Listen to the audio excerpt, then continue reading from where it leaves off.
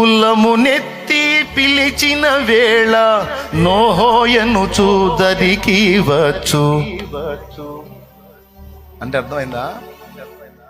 అమ్మా అంటే అయా అనుకుంటా అమ్మ పలికినట్టు పలుకుతాడంట.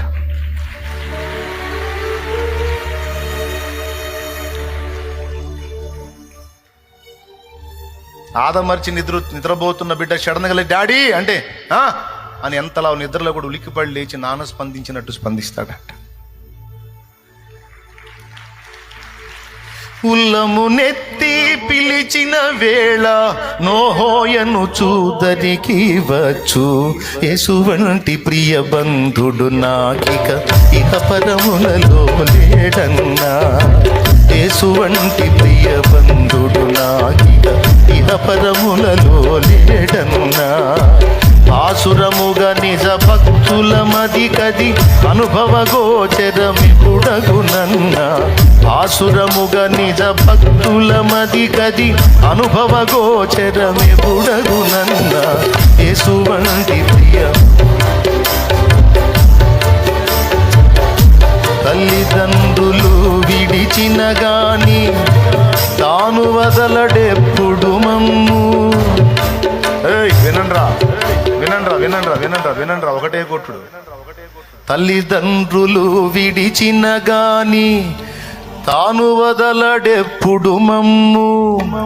ఉల్లమునెత్తి పిలిచిన వేళ నోహోయను చూదరికి వచ్చు. ఉల్లమునెత్తి పిలిచిన వేళ ఓహోయను చూదరికి వచ్చు. యేసు వంటి ప్రియ దేవునికి స్తోత్రం. తల్లిదండ్రులు విడిచిన గాని తాను వదలడెప్పుడు మమ్ము.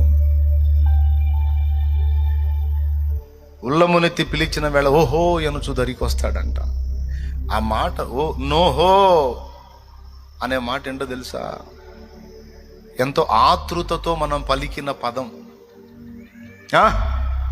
అని ఇప్పుడు మనం పలుకుతాం. ఓహో అనుకుంటూ వస్తాడంట. ఏం జరిగింది? ఎందుకు అంతలా కేకేసావు? ఎందుకు అంతలా ఏడ్చావు? ఏమైంది బిడ్డ? ఏమైంది? ఎందుకు అంత కలవరపోయావు? నానా అంటే చాలు ఏం నా బిడ్డ అనుకుంటూ వస్తాడు. వెంటనే స్పందిస్తాడంట. అది అదని అర్థం. అయ్యో నా బిడ్డకి ఏదో జరిగిపోయిందని పరిగెత్తిన తండ్రి వల్లనే ఆదమర్చి ఉయ్యాల్లో నిద్రపోతున్న బిడ్డ కేరమని కేక వేస్తే ఉలికిపడి అమ్మ లేచి పరిగెత్తుకుంటూ పోయి బిడ్డ మీద చేసేసింది.